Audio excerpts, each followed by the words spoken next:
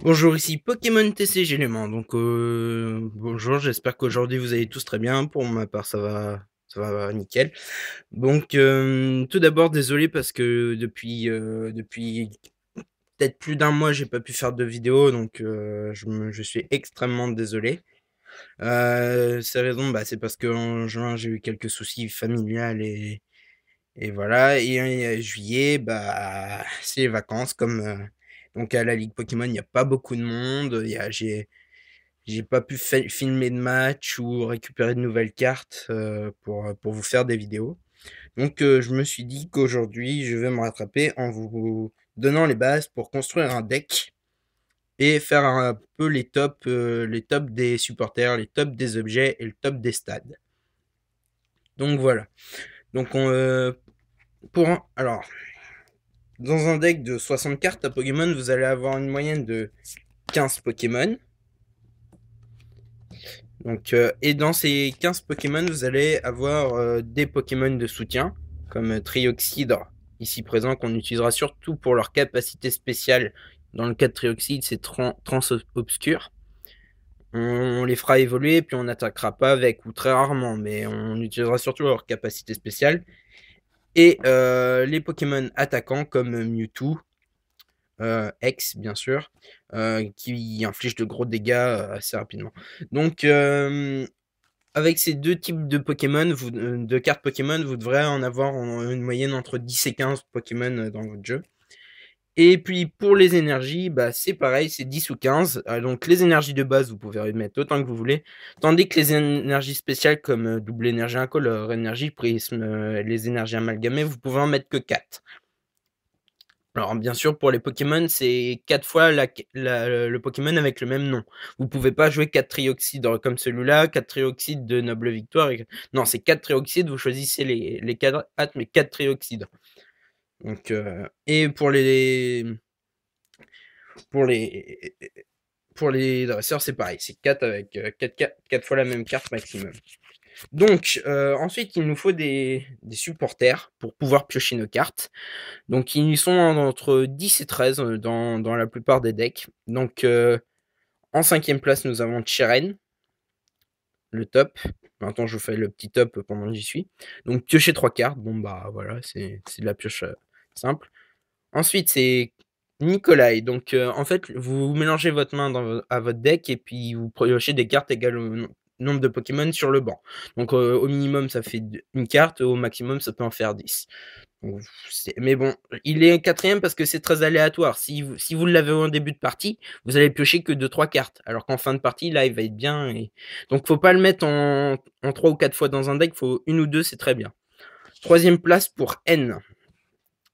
Alors, N bah, peut embêter votre adversaire comme il peut vous aider à piocher une nouvelle carte. Donc, son effet, c'est chaque joueur mélange sa main à son deck et ensuite pioche un nombre de cartes égal aux récompenses qui lui restent. Donc, si vous en reste 6, vous piochez 6 cartes et si lui, il en reste qu'une, bah, il en pioche qu'une. Donc, ça peut faire un sacré écart en fin de partie si vous avez pris du retard. Deuxième position, Carolina. Bah, alors, Carolina, c'est simple, allez chercher une carte très dresseur dans votre deck. Alors, vous pouvez aller chercher n'importe quoi, même votre high-tech. Donc, c'est le super bonbon qui vous manque. Ça va chercher la carte qui vous manque, en fait. Donc, c'est ça. Alors, et numéro 1, Professeur Catelaria, bah, tout simplement parce que défausser votre main, piocher cette carte d'un coup, c'est extrêmement fort. Voilà. Donc, voilà le top 5 des supporters. Ensuite, on passe aux objets. Alors les objets et les stats, c'est tout ce qui, c'est le reste du deck en fait. Vous allez les trois premières catégories que je vous ai citées, c'est entre 10 et 15 cartes et tout le reste c'est des objets. Donc en gros, vous en avez une moyenne de 20 entre 20 ouais, 20-25. Donc le top. Alors cinquième, je le nomme Ultra Ball. Alors, tout simplement, défausser 2 cartes, aller chercher un Pokémon dans votre deck et ajoutez-le à votre main. Bon, bah, c'est fort. Mais bon, le seul inconvénient, faut que c'est défaussé de 2 cartes. Donc, il y a des cartes, des fois, on n'a pas vraiment envie de s'en défausser. Mais on n'a pas le choix. Le super bonbon, bah, j'avais fait une quatrième, c'est le super bonbon. J'avais fait une vidéo dessus dans la règle de l'évolution. Donc, où j'ai fait une petite erreur d'ailleurs et je m'en excuse. Mais heureusement, un ami me l'a fait corriger. Donc, le super bonbon pour faire évoluer ses Pokémon plus rapidement. Troisième, échange. Bah, échange permet de vous dépanner de pas mal de situations, surtout avec les 2 cartes que je vais vous présenter. Échange peut annuler ces 2 cartes, c'est pour ça que c'est joué depuis la nuit des temps. 2e, hypnotoxique laser, donc ça endort et si vous lancez une pièce et que ça fait face, le Pokémon adverse est aussi endormi et empoisonné. Non, ça empoisonne et ça peut endormir aussi. Donc c'est pour ça qu'échange est joué pour annuler les effets de statut en faisant revenir son Pokémon sur le banc. Donc ça peut être très fort avec Virbank City Gym que je vais vous présenter dans les stades. Et premier, attrape Pokémon. Bon bah la meilleure carte objet qui coûte entre 7 et 5 balles, qui a coûté 7 et 5 balles à sa sortie. C'était c'était la carte objet. Bon bah c'est toujours aussi fort. Voilà. Maintenant, les stades. Alors, les stades, on n'est pas vraiment obligé d'en jouer, c'est vraiment selon votre stratégie de jeu. Donc, numéro 3, Aspertia City Gym. Donc, il n'y a pas beaucoup de stades en ce moment. Donc, pour moi, le meilleur, c'est celui-là, car avec un frison de Dragon Exacted, ça peut devenir très fort. Ou encore Lugia de Tempête Plasma qui monte Lugia à 200 PV. Donc, un Hex à 200 PV, c'est pas rien. Donc, Aspertia City Gym, 3e place. Deuxième, le pont sagiciel. Bah alors ça, c'est joué dans pas mal de decks avec des Pokémon de base, donc surtout les légendaires qui ont un coup de retraite de 1 ou de 2, parce que ça diminue de 1 le coup de retraite des Pokémon de base, et du coup ça peut être très fort, surtout avec Rayquaza X, qui n'a que 1 de coup de retraite, et du coup on peut même en échanger 2 sans payer, sans jouer d'échange et tout ça, donc c'est très fort. Et première place à Virbank City Gym, donc avec le petit hypnotoxique laser, c'est le combo qui est sorti en tempête plasma. Donc en gros, vous empoisonnez votre adversaire et vous ne mettrez pas un dégât, mais 3 avec le Virbang. Donc c'est très fort. Donc en fait, on est certains decks qui jouent pas les lasers jouent des stats juste pour détruire le Virbang. Hein, donc à tel point que c'est une sacrée menace et du coup faut assez s'en débarrasser si on n'a pas d'hypnotoxique laser ou de choses qui profitent des problèmes de statut. Donc voilà. Donc voilà, c'était les petits tops des supporters, des objets et des stades. Mais maintenant, je vais vous parler d'une règle des high-tech. Donc les high-tech, c'est des cartes objets que vous pouvez donc chercher, comme je l'ai dit tout à l'heure avec Carolina, mais qui sont très très puissantes. Donc elles ont la règle qui est écrite ici, qui peut en contenir qu'une dans le deck. Donc là, c'est en anglais, je ne sais pas si vous arrivez très très bien à voir.